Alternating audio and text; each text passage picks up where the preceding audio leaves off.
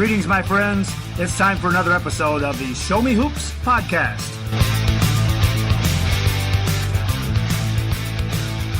Toby, it's 8 o'clock on a Sunday night.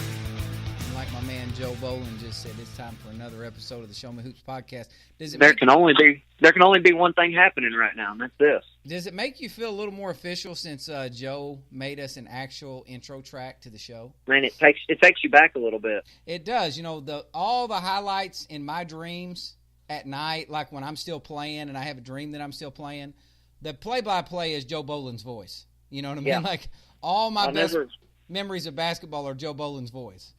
Yeah, I'll never forget after you won the first state championship, and at the end, the comment, "The time is now," and you had that playing on a highlight workout tape or CD or something that we'd listen to, and it's kind of the warm-up and all that stuff. It was awesome. The time is now. The time is now. And so tonight we're gonna. This is we don't have a guest on the show tonight. I've got about 4 people lined up to talk to. I just did not get to any of it this week. This week was a really busy week at work, and so just a little downtime. We've had the bracket challenge. Everything else has been busy.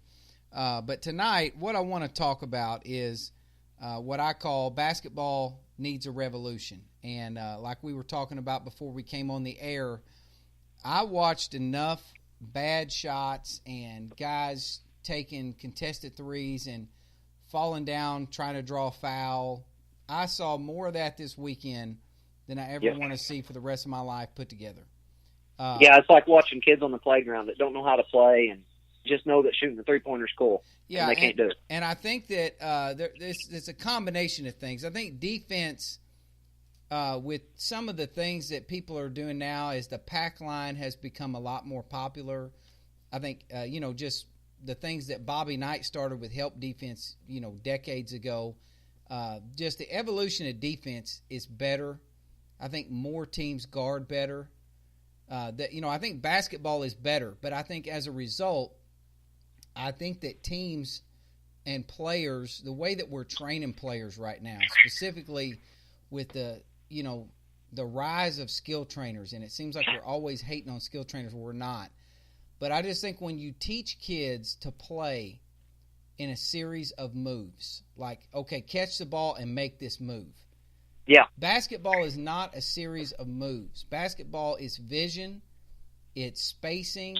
I heard a coach at a clinic say one time, offense is spacing, timing, and movement. And right. It's so true. I mean, now if you have a guy who can break his man down and go one-on-one, absolutely. I mean, it makes you a better coach. It makes your team better. But I think when you have 5 kids who are playing with that kind of tunnel vision, like I got to get into my, crossover, step back, reverse, whatever move. I just think there's so much of that in basketball now, and especially in college, where the best players leave after 1 year. And if you thought about that at the high school level, if every year you had a good freshman class come in and your best 3 freshmen transferred, and right. then the next year you had 2 good freshmen come in and they both transferred. And so, by the time those kids... And they're really trying to boost up their stock while they're there for a year. Yeah, they're not... I mean, some of them play the game the right way, whatever. Some of them, like Wendell Carter today for Duke. I mean, he had a rough game, but Wendell Carter's out of shape. And they said it on the game. They said it in the fourth quarter. They're like, he's really winded right now. Like, he's really gassed. And he shot an air ball. And what was amazing about that to me is, like, he had set out so much of the game because of foul trouble.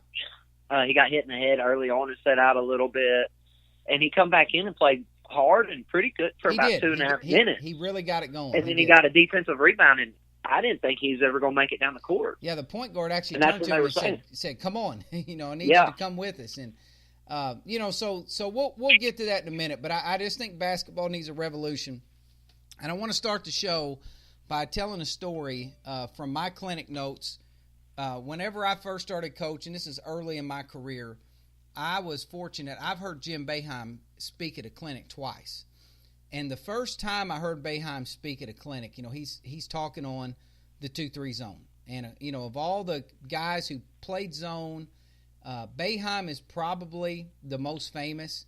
John Chaney was also another guy famous for playing, a unique zone. At the high school level, of course, you got guys like Paul Hale. We had Brett on here last week, and Brett talked about his dad's, matchup zone. Now you've got Sykeston that plays something similar to that. So, we see it here in Missouri, but we've also seen it at the national level. So I was at a clinic, and we played zone in high school when I played for Coach Cookson. And we played a 2-3. So I was interested to hear, what's he going to say about 2-3 zone that I don't know, basically. I played 2-3 zone most of my life. And I've told you this story before, but he gets up and he starts to talk. And he says, all of you are going to write this down, and all of you are going to, take all these notes. He goes, let me tell he goes, and you got some guys that go, well, I'd never play a zone. You got some, even now, there are coaches like, I'm a man coach. We're tough. We don't play zone. He goes, that's what Coach K thought. Yeah, Coach K. And this is kind of what led me to this whole thinking. Duke is the floor slappers, man to man. Yeah. They played all zone through the NCAA tournament. I never thought I'd see that. And so that. And when the zone they were playing wasn't working, they went to a different zone. Exactly. And then a different zone. Yeah, they didn't get out of that zone and play man. They got out of that zone and changed their zone. So, Coach Boeheim stands up and he says, all of you that are here looking for some tip or that say, I would never play a zone or anything like that, he goes, I'm going to tell you there's only one reason to play a zone. And this was what he said next was just hilarious. He said, there's only one reason to play a zone, and that's to bleeping win. and I'm going to let everybody fill in the bleep. But the whole room busted out laughing. And he's exactly right. Like if playing a zone defense makes your team a better team, and like what Duke did all year long with great success. I mean, if not for, a missed shot at the buzzer or Kansas making a three there late, Duke's going to the Final Four playing a zone. So and what they were able to do is play two big guys, put two big guys on the floor. Well, a lot of teams have gone small now, so how do you match up defensively to four guards like Kansas had if you have two big guys? Like you have three guards on the floor, they have four guards on the floor. So hypothetically, it should be harder for you to guard me on when I have the ball because I've got a mismatch in the post somewhere. But on the other end of the floor, hypothetically, it should be a mismatch for you somewhere because I have a big guy that has to chase a guard around somewhere on the floor. Exactly. So what Duke was able to do, and teams that play zone are able to do, is they're able to pick their lineup and then put those guys in an area defensively instead of worrying about matching up. And Bobby Knight explained this better than any coach I've ever heard when I was at a clinic with Bobby Knight, and I heard him speak one time. He said, if you play man-to-man, you're a man-to-man defensive team. You get to pick who you guard. In other words, you can the coach could put you on me, which would be a mistake. But come on now, for you, man. If that's what they wanted to do.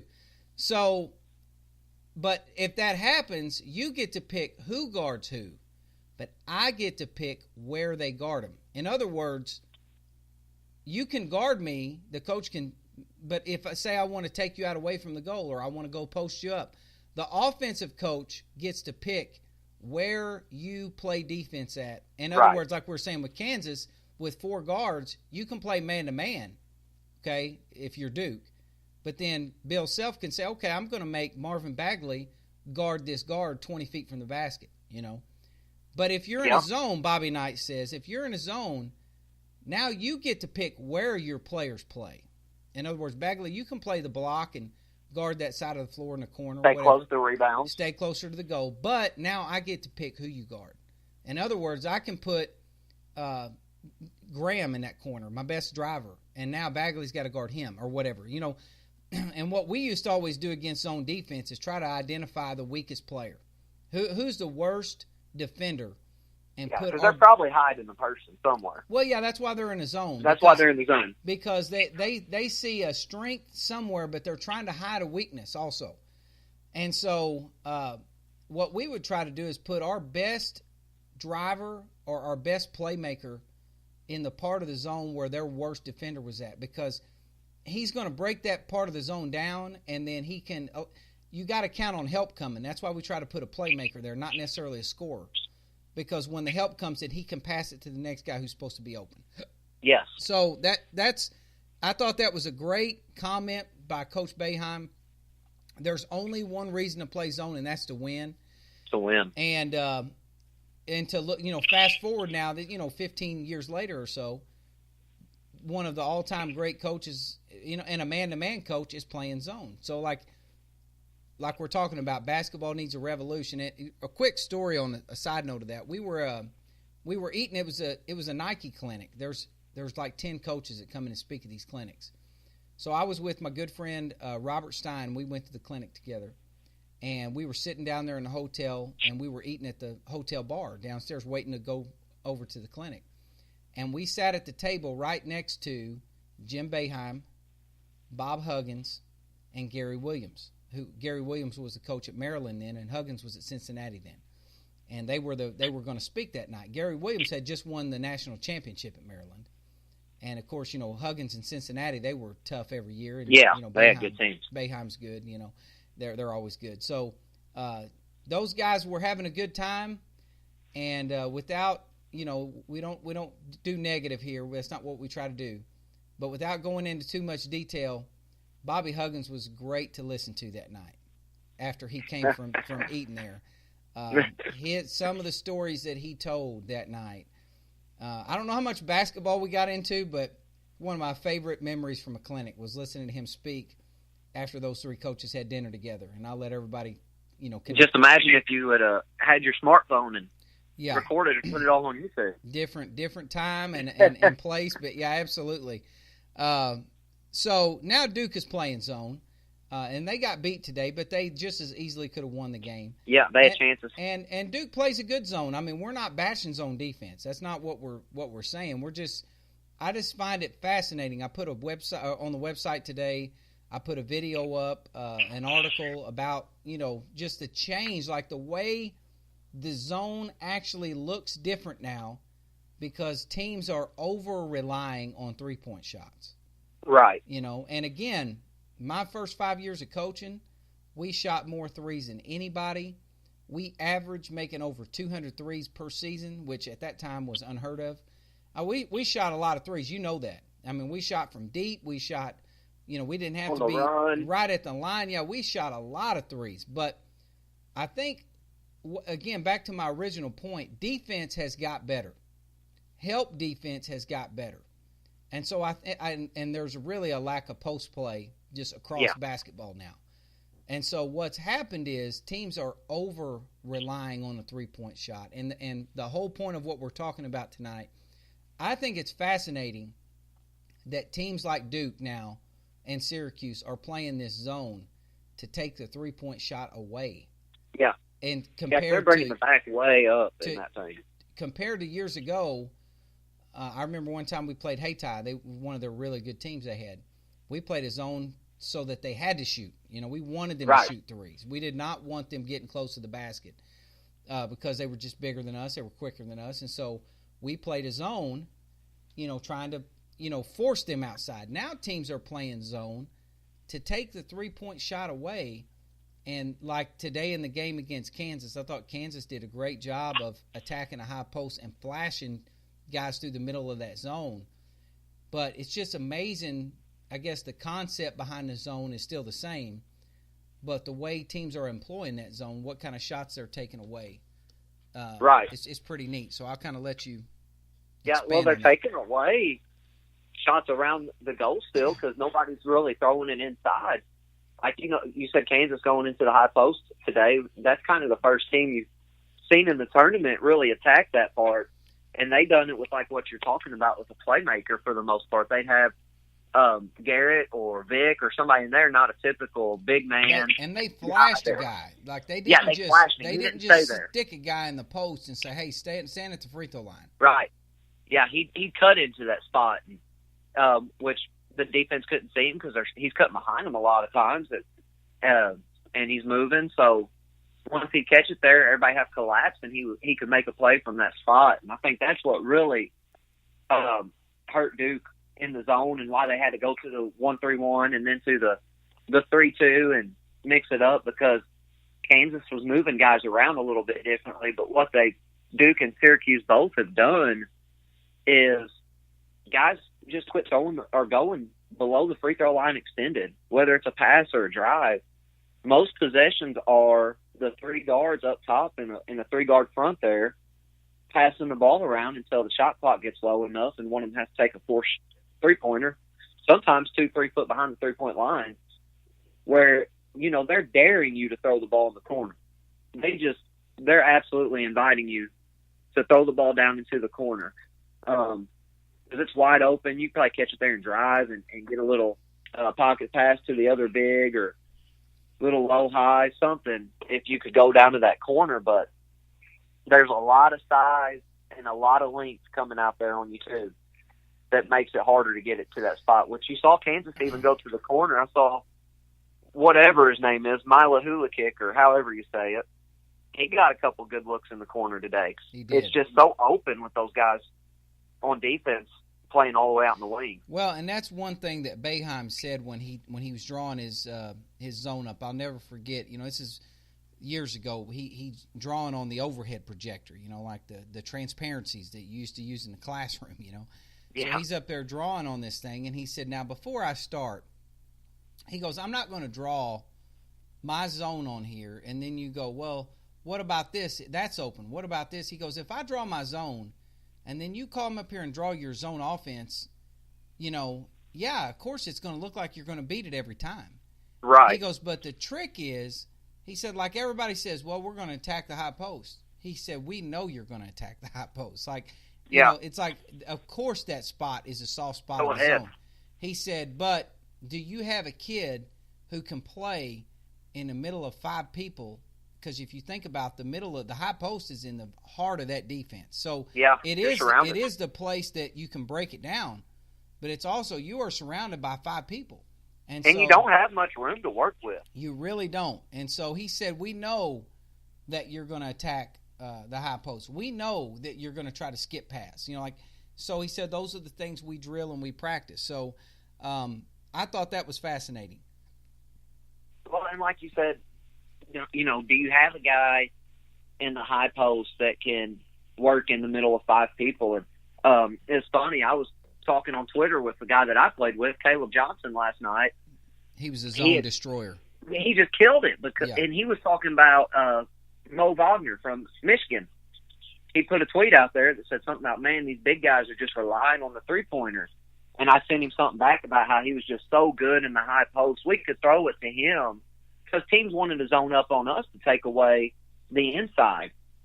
And they would, like you said, playing against Hayside, they would give us the three a lot of times. Well, we throw it to Caleb, and he could work in the middle of five people. He could pass so well for, first of all. Caleb I think that's what your guys got to be able to do, like you said, be a playmaker. He was two things at the high post, as a mid-range player just in general. Caleb was a great mid-range shooter. And then he was a very patient passer from the mid-range. So, I can remember him vividly. He'd let you come to him. He would catch it, and he would go into his shot motion fully capable of making that shot and willing to take that shot. But if you helped up at all, if you leaned up at all and you gave him any opening, that guy. He was such a good passer from that part of the floor. And another guy that you played with that was that way, Randy Timmons. Randy was OPEP was a great high-low passer, was a great low-high passer, could catch it down. Yeah, I was going to say, he was really, really good on the baseline, too. He could work the baseline. He could go down there, and hit somebody. So, again, finding those kind of players and drilling those kind of concepts into kids is something that I think we need to do more of. So, let's play our game show this week before we get into our America's number one game show. Number one game show. We're going to tee somebody up this week. Is it a JWT moment? Is it a win? Or are we going to tee somebody up? So I'll let you go first. Is there anybody out there that you'd like to call special attention to? I'm going to tee up some skills trainers. Just in general, just skills trainers. Nobody specific. But I went on a little Twitter rant for a minute yesterday about skills trainers, which we do this every now and then. And like you said earlier, you sent me one that I thought was just hilarious. Hilarious. Well, it's not like, we're picking on skills trainers. We're just the things that they're doing. We appreciate them getting guys in the gym, and guys are working on their game. But, this guy, he's one of the pure sweat guys. Stop wasting time. Yeah.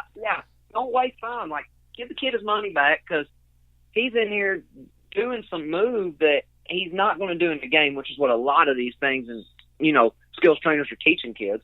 You're not going to do it very often. You're better off just, catch and shoot threes or something like that you're actually going to do in a game.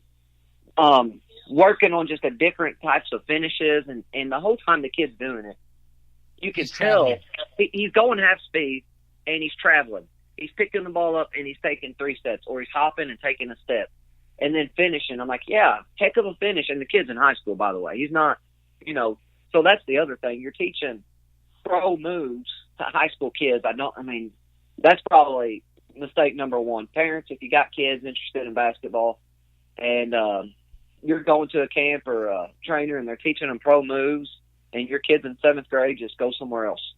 Yeah, they don't need no pro moves. And I'm friends with a lot of skills trainers on Twitter. I think, and like you said, a lot of guys do a great job.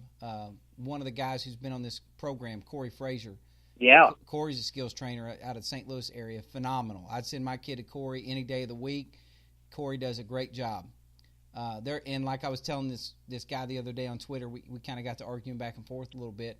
And I said, hey, Drew Hanlon does a great job.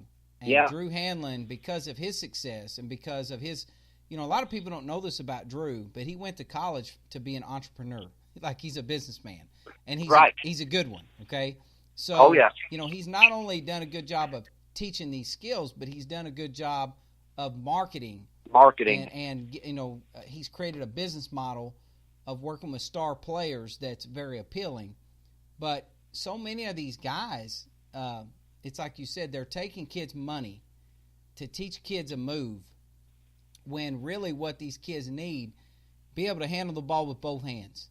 Yeah. Be able to make an open shot. Until you can do those two things, forget about the rest. Why are you working on some of this stuff? I just watched basketball for the last 2 weeks. I watched basketball enough to make some people that would like to spend a little more time with me really mad. Well, and it's like Coach Mack said, and when you talk to him, these guys look great in their 1-on-0 skills trainings, but when we go play a game, it's 5-on-5. Exactly. You don't have time to make all these crossovers and step backs. And the video you sent me the other day, Brandon Armstrong, the basketball impersonator. Yeah. Where how the skills trainers, the moves they make kids do is just hilarious. And like 16 moves in a row before you shoot do the ball. Pointless stuff. And I watched the game today, and I see guys with chances to catch and shoot that can't make a shot. I see guys with chances to catch and shoot where the defense closes too hard, and you rip right, you rip left, pump fake, jab step, get your shot off. Or what I don't see, what I was really missing in the game right now, again, is post play. I'd love to see guys spend more time on actually trying to teach kids post play. Even guards. Like, look at how good a post player Brunson is for Villanova as a guard. Yeah. What if more guards had that skill set? Take a smaller guard down on the block. Yeah, exactly. And you got a big guy who can shoot, but Brunson can go down and post up. So let's get back to some of that. So, are you handing out a tee for this? Yeah, they're getting teed up. That's and I think for, like I said earlier, parents that got kids that love basketball and want to be good, instead of spending $300 on 6 skills lessons or whatever it may be, that's probably outrageous. Just go to Walmart or Academy Sports and get you a goal for less than $200. Get you about 2 basketballs, and tell your kid go outside and work for an hour every day, at least. They're going to get good. I promise you. Exactly. They're going to be a lot better than 6 lessons learning how to do crossovers around cones and step backs and whatever else they're doing. Yeah, my technical foul this week is for ESPN. I stopped watching ESPN a long time ago just because I just think so much of the journalism on there is garbage now. Right. I stopped watching ESPN a long time ago, but for the NCAA tournament, I purchased 1 month of Sling TV. I don't know if anybody out there's ever done the Sling before, but for $20, you get like 25 channels a month. And to watch, I've got local channels here. I know I don't have cable because I'm never home.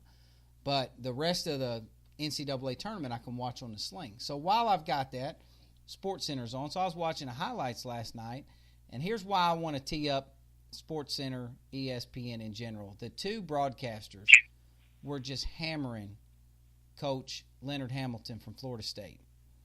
Okay, in case you missed the interview, right after the game, the reporter goes to ask him, and she was very classy. I didn't have a problem with she asked a good question. It's a question that needed to be asked, but it was also, you got to think the guy just lost a heartbreaking game with a chance to go to the Final Four. Right. What happened was with about 11 seconds left, down 4, Florida State missed a shot, and Michigan got the rebound. They still had a chance to foul. 11 seconds left. It's only a 4-point game. Something crazy could have happened. Florida State let the clock run out. They didn't foul again. They just let the game end. So the reporter asks him the question, Coach, why didn't you guys foul? And he responds something like, well, the game was over. And his answer was bad. It was a bad answer. But here's where it made that situation look bad to me because, did he really think they couldn't come back? Which the odds of it are very slim. Or did he think that there wasn't 10 seconds on the clock? No. I feel like he didn't know how much time was on the clock. I disagree 100%. I think what happened was somebody over there was yelling foul, and the kid didn't foul. And instead of throwing the kid under the bus on national television and say, well, we told him to foul and they just didn't foul, he stood up. I'll take that. He stood up and he fell on the sword. And again, he should have answered it differently. But right. I understand what he was trying to do, or I think that's what he was trying to do. But here's the broader point. A couple weeks ago, Tony Bennett, head coach of Virginia, they lost. They're the number 1 overall seed in the tournament. A 1 seed has never lost to a 16. Yeah. They get beat. He comes out after the game, pure class, gives a great interview, great answer, and I really enjoyed his answers. After that's a soul crushing loss, right? Yeah, there, to the bridges of Madison County. Exactly, and so he comes out and gives a great answer. Well, here's the bottom line. When he gave that great answer, SportsCenter and everybody, Tony Bennett, class act, blah, blah, blah, whatever. Leonard Hamilton gives his answer, and again, the first 10 seconds, it didn't come off well. But if you go ahead and listen to the entire rest of the interview, he said, look, I want to give the credit to Michigan. Michigan played great. Let's give them credit for what they did. Our kids fought hard. They played hard. We had a great year. Bottom line, Leonard Hamilton got to the Elite 8 with the 9 seed. And he gives a little bit of a funny answer, and we're going to kill the guy. And like the anchors on SportsCenter were just making fun of him. But Tony Bennett, the number 1 seed in the tournament, lose to a 16. We're going to pat him on the back like he's super coach. I don't think so. Right. Like, you're supposed to win. And the other thing about Hamilton that I don't think people are realizing, they were a 9 seed. They lost Jonathan Isaacs, 5th pick or whatever he was, in the draft last year, that a lot of people thought could have been a number 1 pick in the draft. So you throw him 6'11" into that lineup that could get some points for you. Yeah. Different story. They also lost Dwayne Bacon, their best scorer from last year, who would be, I think, a junior. He would maybe be a junior. Yeah, he'd junior. be a junior. He'd be a junior this year. Right. He was a first rounder or early second rounder. They lose 2 NBA players, good NBA players, and he gets back to the Elite 8 as a 9 seed, which means he won 3 games he was not supposed to win. Yep. And they beat Xavier, who everybody thought was going to just get in the Final Four, no problem. They get to the Elite 8, and because he gives a funny answer, we're going to kill this guy on SportsCenter. But Tony Bennett, their team chokes in a manner we've never seen before in history, but because he gives a good answer, we're all going to pat him on the back. Right. Technical foul on SportsCenter. Which is why I don't watch ESPN anymore. They're just, that's a whole other topic. So let's get to our bracket challenge and update everybody. Neither one of us are going to win the JWT group. Somebody else is going to win, but right now you and I are in a dead tie. Yeah, Team Toby and Team David are tied up 520 points apiece. Yeah, which is terrible, by the way. Which is not good at all. But the tournament's been wacky. Here's the funny thing. That almost doubles your actual personal bracket. Yeah. And it is either beating my personal bracket or not losing by very much. So neither one of us done good on our own. And I think we recruited fairly well because we did. These guys helped us out. Let's talk about your boy Brian Freed. Man, Brian Freed. He we done this thing, and I was texting my buddy Mark, Brian's older brother, to do the show with me and pick a bracket. And Mark done well. He went 10 for 15 in his region, and picked Villanova to get in the Final Four. So I still got a team right there left.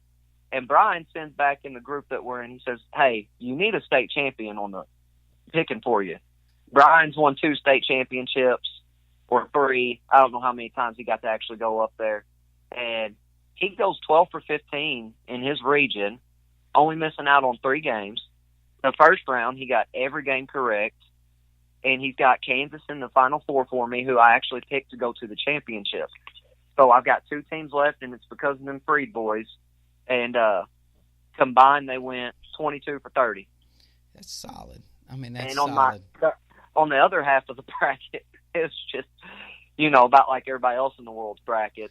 Terrible. My 10-year-old son, Cohen, picked Virginia to the Final Four. He went completely chalk in the whole region, and that thing just got blown up. That whole region was blew up.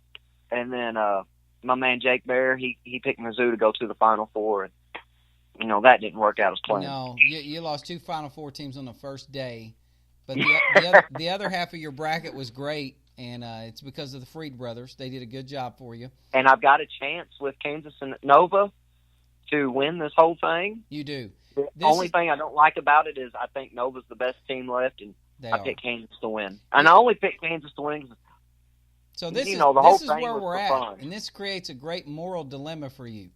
We are in a dead tie. I have no teams left in it. So all we have to do right now is get more points. We have to get a stop defensively because we're not going to get the ball back, okay? You have 2 teams left. You have Kansas beating Villanova. If Kansas beats Villanova, and then you've got them losing in the national championship. So you only have 1 chance left to score here. Right. So here's where we're at. If Villanova beats Kansas, it will be a dead tie between your bracket and my bracket. And there are no ties. And so if you have to root for Kansas to win. I'm going to go buy a Kansas shirt. I mean, I just don't know how you do that. I don't know how you actually root for Kansas. I might have to call up our boy A.J. Henry and go watch it with him. He's probably got a couple Kansas jerseys laying around. He does. His might be an XL, though, so I don't know if it'll fit you. And so moving on down, the bracket challenge has been a lot of fun, and I've actually got some texts here this afternoon. I think the person that's actually winning the bracket challenge right now is Melanie Tipton, who's the principal at Hayti. I think she's actually the one winning the bracket, and I don't think that Melanie made those picks. I'm just going to say that. I'm going to say it was somebody else that did that. The website, real quick, I want to hit on the website. We've made some big adjustments to the website. It's always evolving. It's always changing. And basically what's happened to the website, if you were with us from the very beginning with JustWinToday.com, the very beginning of JustWinToday.com, there was a lot of motivational stuff, inspirational stuff. Really it was kind of sports, oriented, but not really. It was kind of a sports as a metaphor for life and just general inspiration, general motivation, a lot of stuff like that on there. And then as we've gone along, it's kind of veered towards basketball more with the Show Me Hoops podcast and all the things that we do with basketball. So basically what I've had is some requests from some people who are like, hey, we missed the old stuff. Can we get some of that back? And just trying to figure out a way without having, 18 pages on the site. Like how can we basically customize it so that when you come to the website, you can pick your own experience. So it took some Mark Zuckerberg-like coding on my part, but I was able to code the website into a way to where when you go to the main page now, if you're doing it from your cell phone, you can just go straight to the site from Just Win Today. There's a mobile site. Okay.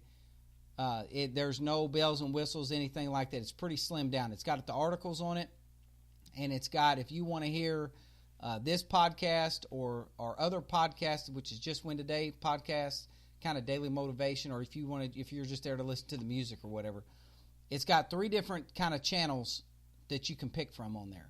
But if you're at your desktop, if you're at a computer, it's got the same thing, but you have to log in, and you can really customize your page. Design your own background, create your own profile page, and then from your profile page, when you come, if you're not interested in the basketball stuff, you can click on the Just Win Today stuff, and it's only that stuff. If you're here for the basketball, which a lot of people are, then you don't have to see any of the other, stuff that some of like our soccer moms and people out there, enjoy. Right. And so I'm kind of excited about that, and I just want to know right now what's your profile picture and what did you set up as your background screensaver?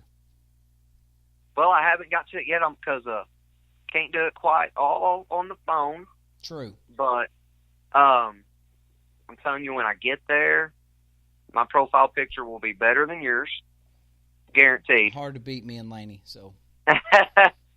Well, I'll pull out something, because I'm beating you I'm forecasting here, but I'm going to beat you at the bracket challenge. I mean, you So got a golden opportunity here. I'm going to get on a little roll here, and I'm going to grab a hold of it and just start beating you at every single thing. So I'll have a better picture, a better background in everything, better page, the whole thing will be set up, and I will be winning on Just Win Today. That's pretty solid. So, yeah, mine's set up right now. Like I said, you can go in there and customize it, make it look like you want it to look, and I did a lot of the coding for it, and I've got a girl down in Texas who we've kind of become friends on the internet, and she helps me write some of the code and different things like that. And so, appreciate everybody's help and support on the website. Like I said, if you're on the mobile site, you won't see any of those bells and whistles, just because if we put all that on there, it'd take forever to load on a phone. We're trying to keep it to where it loads faster. But if you're at a computer, there's really a lot more there to see right. on a computer. So last thing we're going to talk about tonight, kind of getting back to our topic, basketball needs a revolution. I'll let you kind of go first. I mean, we've laid out the reasons why we think more teams are playing zone and with the three-point shot, better help defense, all these different things we talked about. So, with your team next year, what do you think as a coach, kind of, let's take a long-term approach to this. Say if you're building a program and you've got 5 years and you're kind of looking like a Greg Hollifield when he talked to us about right.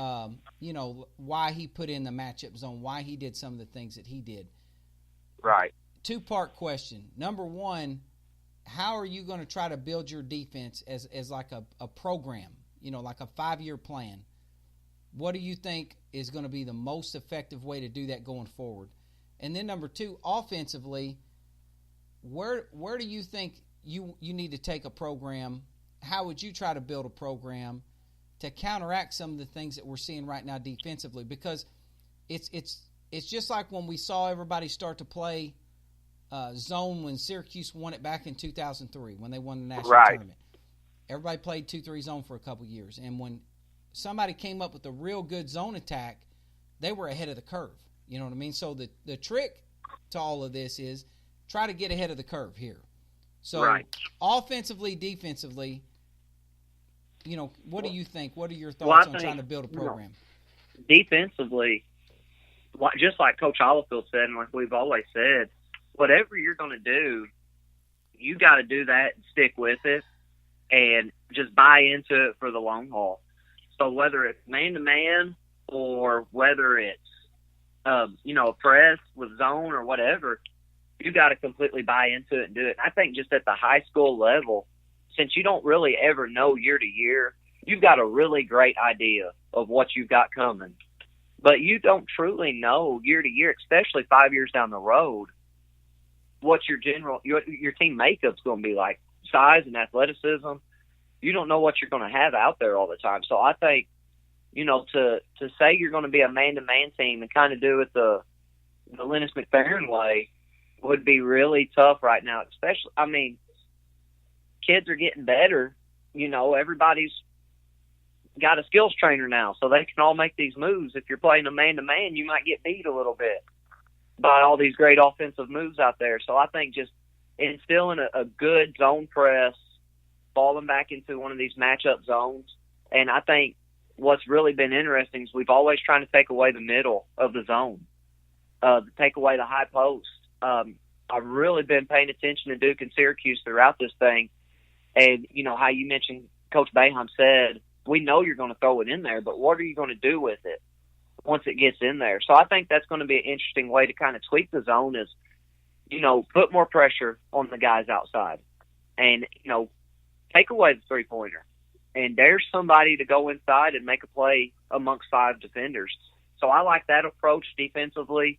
And, you know, you could still instill some man-to-man principles and a man-to-man defense, but your bread and butter, and I think that's going to be me, is going with, you know, a zone press back into some type of matchup zone and, you know, really putting pressure on the perimeter. And then offensively, I think just teaching guys, like we've always taught, is just dribble, pass, and shoot. Have multiple playmakers, guys that can catch and shoot. You don't have to have guys that can just absolutely go create their own shot, but you need guys that can make plays. So if you're going to face that type of zone, you need somebody that can catch it in the middle, like we've been talking about, that can make a play. You need your Caleb Johnson or your Randy Timmons that can catch it and pass with, you know, 2 or 3 guys around them. What I love is what Loyola Chicago's doing. They just drive and kick, pass and cut, and what they're running seems like it would work against man, like it would work against zone, and it helps that they've got a big guy down there too that can, you know, take up some space and works well around the rim. But even when he's out, they got 5 guys that can make plays. So I think that's kind of the way to go, this read and react stuff, or just, you know, playing off of each other, just not necessarily a set play like we heard Brett Held talk about. They never really ran plays. They just played. So just teaching guys how to play offensively is the key, I think. Yeah, and I think those are all great points. And I think it you know, we study people that win on here. And we study, you know, we try to talk to good coaches. And we've had a really good list of coaches that have been on the show this year so far. Some of the coaches that we have lined up to talk to in the very near future, and I don't want to give anything away, any spoilers, but we're talking to some college coaches. We're talking to coaches in other sports.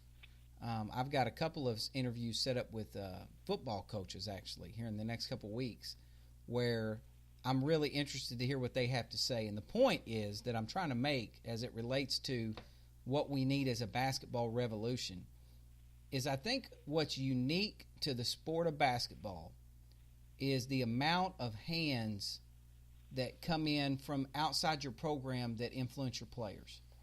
Right. And in other words, if I were a football coach, you know, we would have a weightlifting program. We have our summer. You know, there is 7 and 7 you don't really have skills trainers. Football, and there's some of that goes on in football, but not nearly to the degree that we see with basketball. And baseball, I would say, is also another sport where you have, you know, hitting coaches, pitching coaches. But the difference there is, you know, your hitting coach isn't affecting. With you, he's affecting your swing and how you hit, but he's not affecting how that's going to affect your entire team. In a way, I could see I could see being devil's advocate, being a high school baseball coach, and you went and worked out with this skills trainer, this hitting coach all winter, and now you come back thinking you're going to hit home runs, and you just keep popping it at second base. But you know, like so I think I'd rather be a baseball coach with my guys working with their own pitching coach, their own hitting coach, versus a basketball coach working with. Yeah, basketball's different because it's fluid, and the 5, you know, I pass you the ball. It affects everybody and on the things court. like that. So that's number one. And when we talk to some of these other coaches, I'm very interested to hear like when we talked to Rob Heitman from Hogan Prep, like he was talking about just the parts of their program, like they have to go on the road for games. They don't have a home gym.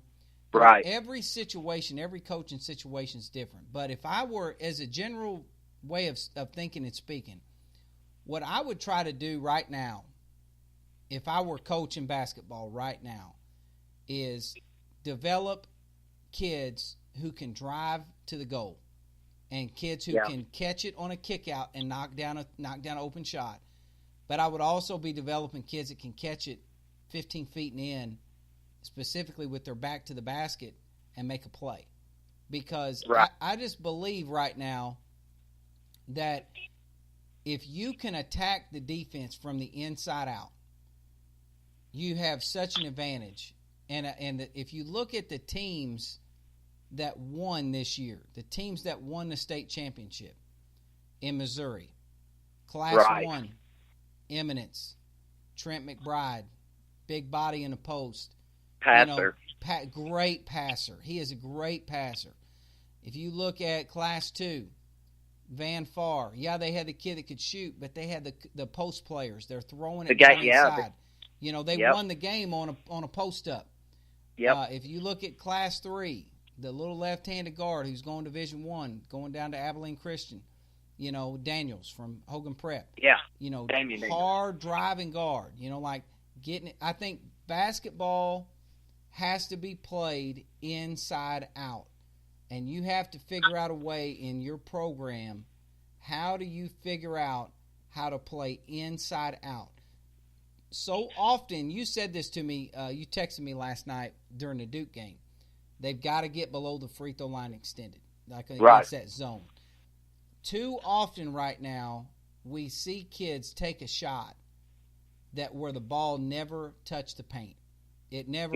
We are taking more bad shots right now in basketball than I've ever seen teams take. And the shots that we end up taking are shots that you can get at any point in time during your offense. And I think the reason for that is, I think, like we said at the beginning, defenses are better. Some of this was the natural evolution to try to help defense. Like, it's just common sense. If the help loads up, you kick it out and shoot an open shot. But what's happened is that's gone on and on in combination with some of these shots that are being taught to kids, step backs, and some of the things that we're telling kids that this is a move you should work on. When you combine those things together, we're taking more bad shots right now than we've ever taken in the history of the game. And I think that if I were building my own program today, that would be like it was when I was coaching, my core foundational belief: you have to play inside out. You have to attack that box that we call, the 10 feet and in. You have to attack that part of the floor. You get, I heard Charles Barkley say this on TV the other day. He was talking back and forth. I can't remember which game it was, but he was talking about the foul trouble. Foul trouble is a real thing. And if you can go in there and draw a couple fouls on the right kid. Oh, yeah. I mean, that's at the high school level. Like we were talking about in the Class 5 state finals, 8 kids fouled out. So foul trouble is a real thing. And so you have to play inside out. And then on the other hand, defensively, what I would stress, and I've always said this, I teach the game in concepts. So if I believe what's good for offense is bad for defense. And so if I believe playing inside out is good for offense, I believe I'm going to take that away from you. And I'm a fan of some of these pack line principles. I'm a fan of some of the things that teams are doing, especially if you can. I would really, really harp on. I think a great skill to really focus on defensively is closing out. Like, if you could be a good help team, and then, like I always told you guys, bad teams help. Good teams help and recover. So I would really drill, I don't want to say pack line because I don't know that I'm that far into it, but just some of those principles about take away the paint and close out. I just don't think if two teams of fairly even ability played each other and we play inside out on offense and attack the paint, I think we're going to make just as many threes as you do, because the threes that we will take less and make more. Because they're going to be more efficient. There'll be good shots. Yeah. But then also we're going to get offensive rebounds from breaking down your help. We're going to get to the free throw line. We're going to get to play against some of your subs because you're going to be in foul trouble.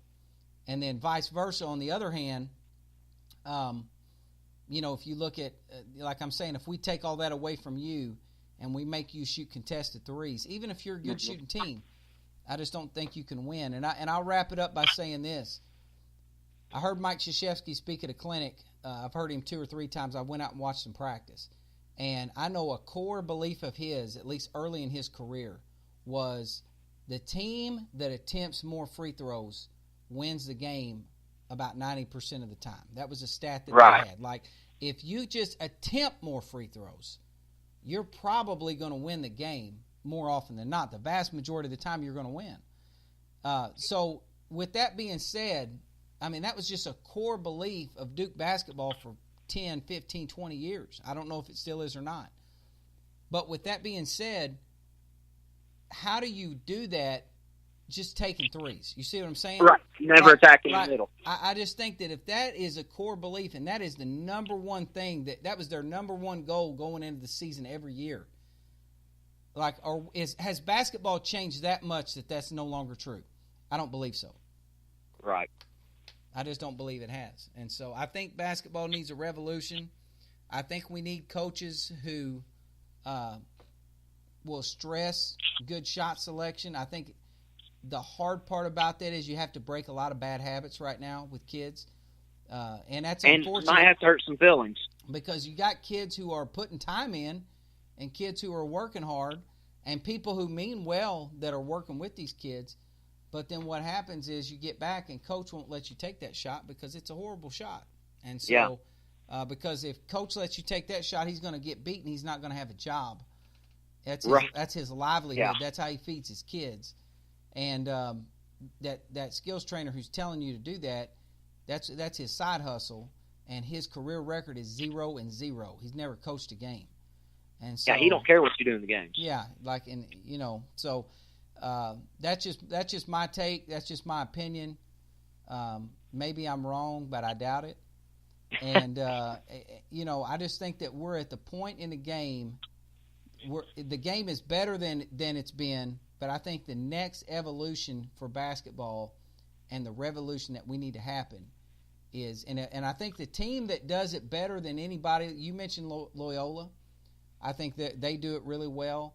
And I think the other team, and they're leading the nation in scoring, is Villanova. I think Villanova attacks. They play inside out. They all shoot the ball well. They get a lot of mid-range jumpers, too. They have great footwork. Their guards all can catch it and rip right, or they can catch it jab step, crossover step left. They've got all those little intricacies that you like to see in people's footwork.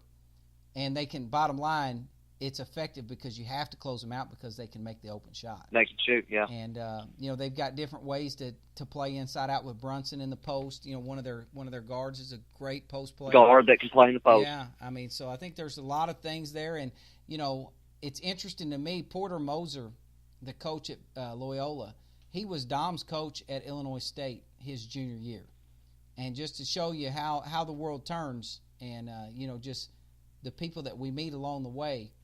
Porter Moser recruited Dom's entire team. Goes to Illinois State, Dom's junior year. They were like a 500-ish team. They weren't bad, but they didn't feel like they were whatever. So they fired Porter Moser. They fired him. They hired Tim Jankovic. Jankovic comes in. He was Bill Self's number one assistant at Kansas. Jankovic is now the head coach at SMU. He's had a good run of teams down there at SMU. Really, Jankovic is a really good coach. Dom loved playing for him. They set a school record for wins with all the guys that Porter Moser recruited. So Jankovic springboards off of that job. He's there for like 2 or 3 years with all the kids Porter Moser recruited. And then he goes down with Larry Brown to SMU, and he's making $1 million a year now, right? So poor Porter Moser, he was kind of the guy that got left out in the cold. But things worked out for him, and I've met him before, and he's a nice guy and really smart guy. He spent a little time working with Rick Majerus at St. Louis U, who's one of the all-time great coaches. So they are a fun team to watch. Yes, they are. And, the last thing I want to say, that we're talking about all this stuff, building offense and footwork and making players, is triple threat is not dead. Yeah, that was another thing that we heard on there. Triple threat's dead, and I understand the point he was trying to make, but I still think we need to teach the triple threat. There are a lot of instances that's your base right there in the game where you're going to need the triple threat, and so so it was another good week of basketball, and like I said, this week we're going to try to get some of those interviews done. Maybe I'll have time to talk to a few guys on the phone. And we'll get those out to everybody. Be sure and check out the website. Get on there, design your own page. You can set your own background, your own profile picture. You can pick what you want to see, what you don't want to see. So we've tried to customize the experience for the people that are there for just the motivation, and the people that are there for just something positive to read, and then also for the people that come for this basketball stuff that we like to talk about. So you come there and like Burger King, have it your way. Have it your way. And so, hey, that'll do it. We'll do it again Go, next week. Go Jayhawks. And I can't go that far with you.